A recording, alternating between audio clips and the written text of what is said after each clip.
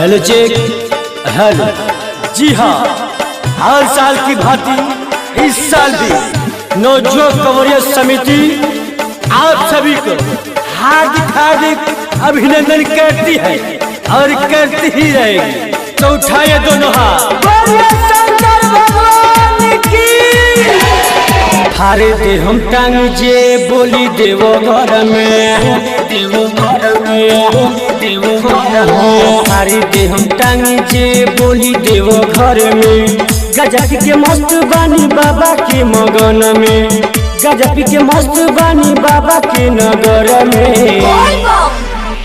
हारे दे हम टांग जे बोली देवो घर में, देवो घर में, देवो घर में। हारे दे हम टांग जे बोली देवो घर में, देवो घर में, देवो घर में।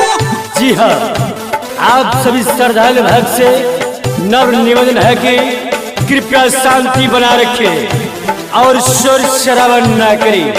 ओ लड़का की फराक होने को लाइन मार रहा है।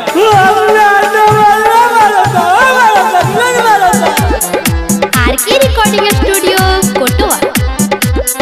डीजे बगाना बाजी तबे सुन कमरी, केहू न चढ़ी ऊपर नीचे कमरिया हिली। ओ लड़का ऊपर कहाँ चढ़ रहा है, नीचे उतर के डांस करो।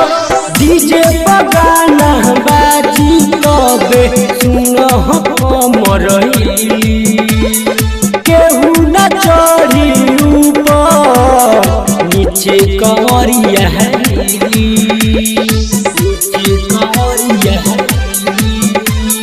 लफुआ के टोली जाई बाबा के शहर में, बाबा के शहर में, बाबा के शहर। लफुआ के टोली जाई बाबा के शहर में। गजब के मस्त बानी बाबा के नगर में, गजब के मस्त बानी बाबा के नगर में। फारे दे हम टांग जे बोली देवो घर में, देवो घर में, देवो घर में। फारे दे हम टांग जे बोली देवो घर में, देवो घर में, देवो घर में। हेलो, जी हाँ, ट्रैक्टर के ड्राइवर से गुजारिश है कि कृपया धीरे धीरे ही चलाए और साउंड वाला से रिक्वेस्ट है कि कृपया साउंड को बढ़ाए और धीरे धीरे बेस को भेज दे।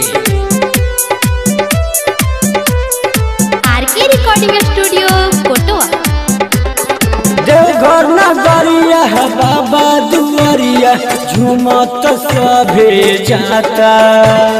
चारू ओरिया डीजे पर बोलबम के गाना सुनाता, बोलबम के गाना सुनाता। देवघर नगरिया बाबा दुआरिया, झूमत सभे जाता। चारू ओरिया डीजे पर बोलबम के गाना सुनाता, बोलबम के गाना सुनाता। अभिरंजन राजा नाच शिव के लहर में, अभिरंजन राजा नाच शिव के लहर में। गजब के मस्त बानी बाबा के नगर में, गजब के मस्त बानी बाबा के नगर में। फारे दे हम टांग जे बोली देवो घर में, देवो घर में, देवो घर में।